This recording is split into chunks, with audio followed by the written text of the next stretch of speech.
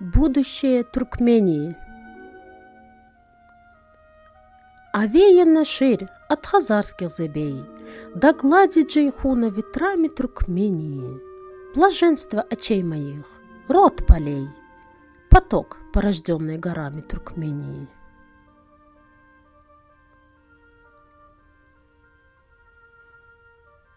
И тень, и прохлада в туркменских садах, и неры, и майи пасутся в степях.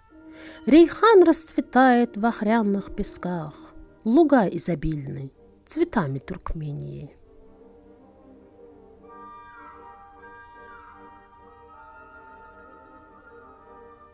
В зеленом ли, алом ли пири пройдет, в лицо благовонную амброй пахнет.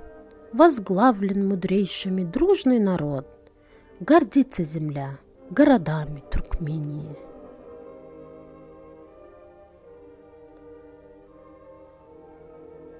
Душа Героглы в его братьях жива. Взгляните, друзья, на туркменского льва. Пощады не ищет его голова, когда он встает пред врагами Туркмении.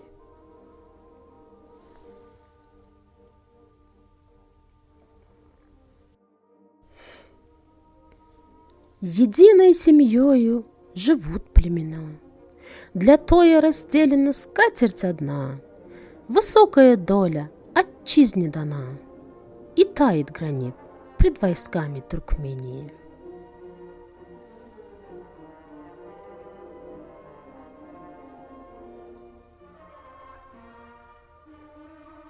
Посмотрит во гневе на гору Джигит, робеет гора и рубином горит.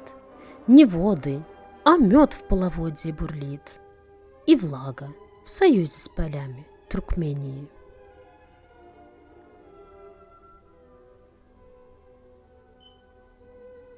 Туркменов врасплох не застигнет война, былую нужду позабыла страна.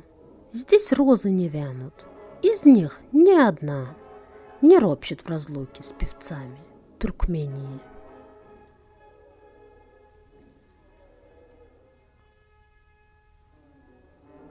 Здесь братство обычай и дружба закон для славных родов и могучих племен. И если на битву народ оплачен, трепещут враги пред сынами Туркмении.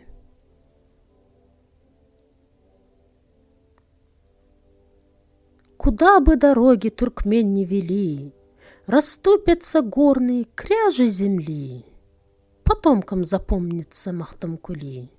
Поистине стал он устами Туркмении.